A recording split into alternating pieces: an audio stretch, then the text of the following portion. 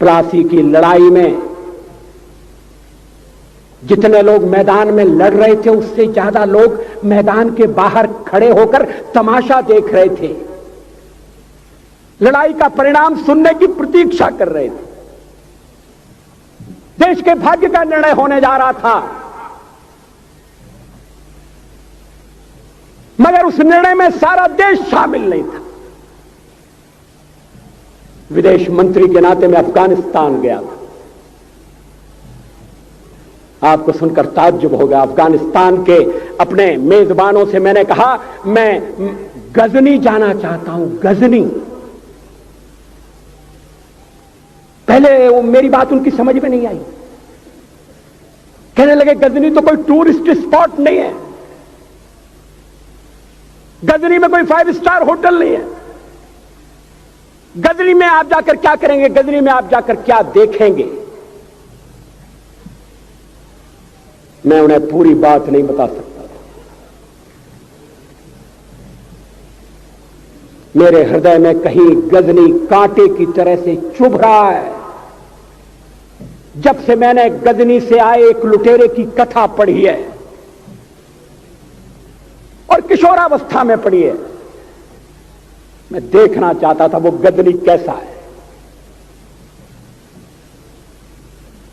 आपको सुनकर ताज्जुब होगा, महमूद गजनी का अफगानिस्तान के इतिहास में कोई स्थान नहीं है।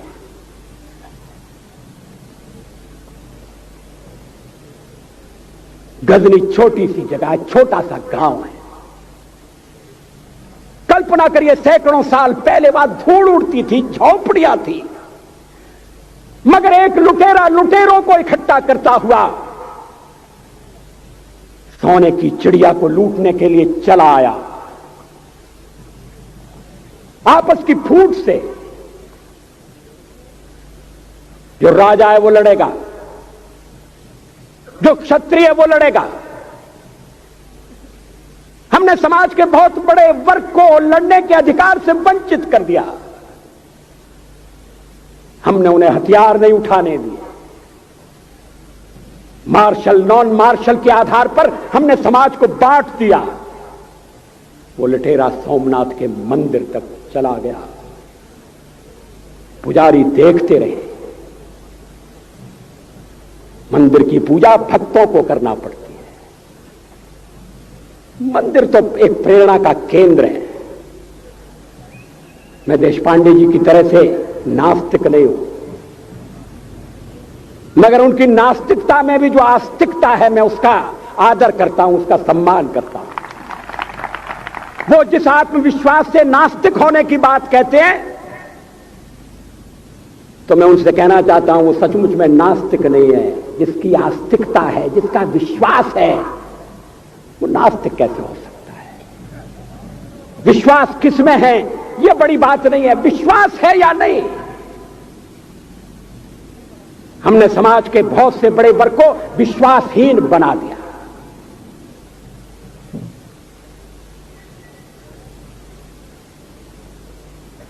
लोगों ने हथियार नहीं उठाए, वेद पढ़ने के दरवाजे बंद कर दिए।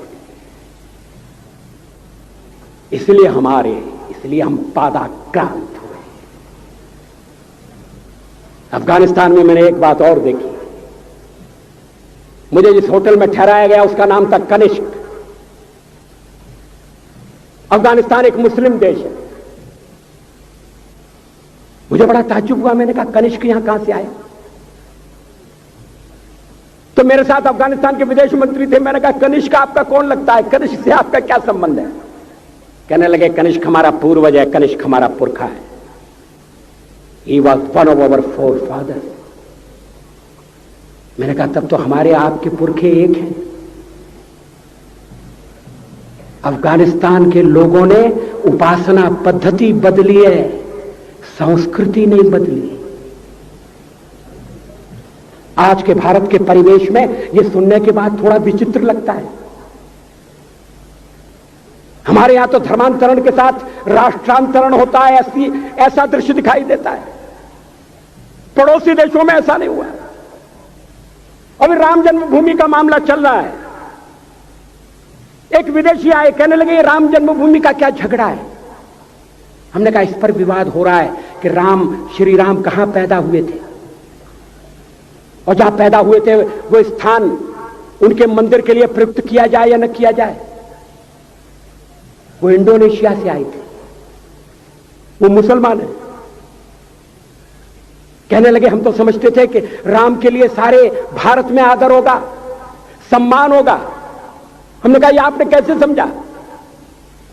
कहने लगे आप तो इंडोनेशिया आ चुके हैं, इंडोनेशिया में बहुत से लोगों ने इस्लाम स्वीकार कर लिया, मगर श्री राम को विस्मृत नहीं किया, श्री राम को भुलाया नहीं। इंडोनेशिया के बाली द्वीप में 1 महीने रामायण की लीला होती है। मैं उस समारोह में जा चुका हूं।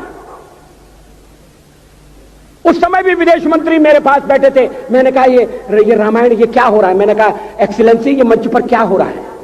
कहने लगे एक्सीलेंसी आपको पता होना चाहिए। हमने कहा मुझे तो पता है मगर मैं जानना चाहता हूं। कहने लगे ये रामायण है, ये राम है, ये लक्ष्मण है, ये सीता है। हमने कहा इनसे आपका क्या संबंध है, आप तो मुसलमान हैं। कहने लगे हमारा संबंध बहुत पुराना है, हमारा तब का संबंध है जब हम मुसलमान नहीं हुए थे।